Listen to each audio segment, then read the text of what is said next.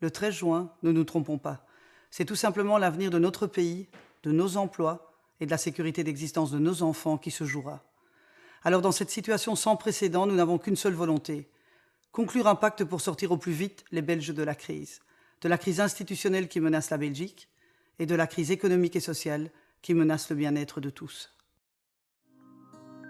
Pour sortir de la crise institutionnelle, il faudra dire oui. Oui à une réforme équilibrée de l'État. Mais non, non à la scission du pays, au démantèlement de la sécurité sociale, à l'ignorance des droits des francophones. Et tout ceci avec la fermeté dont Joël Miquel n'a cessé de faire la preuve.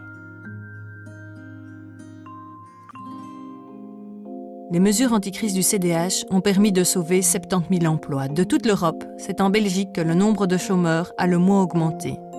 Au cours de ces 4 derniers mois, 10 000 personnes ont retrouvé un emploi. Nous voulons un pacte national pour l'emploi. Nous allons augmenter le salaire poche, diminuer drastiquement le coût du travail et créer de nouveaux jobs dans les secteurs d'avenir comme ceux des emplois verts ou des services aux personnes.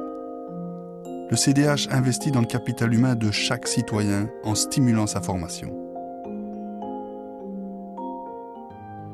Face à la crise, le CDH veut vous offrir un vrai bouclier social. Des pensions en dessous de 1 150 €, ça suffit. Je veux continuer à augmenter toutes les pensions. Je refuse toute mesure d'austérité aveugle. Les soins de santé doivent vous coûter moins cher. Et il y a votre famille.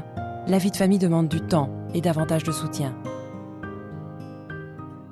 La sécurité des Belges est leur premier droit et notre premier devoir. Je demande plus de policiers, moins d'impunité, plus de rapidité et donc de moyens pour la justice et un réel statut pour nos pompiers. Je veux plus d'acteurs de prévention, de peines alternatives et de places d'encadrement. Voilà ce que le CDH exigera dans un gouvernement pour lutter contre l'insécurité. Pour moi, l'environnement, c'est la vie. Je me suis battu pour améliorer sa qualité. Reste beaucoup à faire. Je continue à me battre pour le développement durable. Offrir aux Belges une énergie moins coûteuse et renouvelable. Protéger la nature. Améliorer nos modes de déplacement.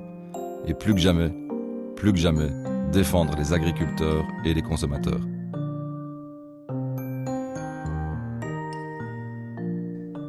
Sortir les Belges de la crise, c'est possible, avec des responsables sérieux, déterminés, mais aussi enthousiastes. Des responsables qui préfèrent fédérer plutôt que diviser, tout en sachant dire non pour protéger la dignité des francophones. Alors le 13 juin, dites tout simplement oui à la Belgique.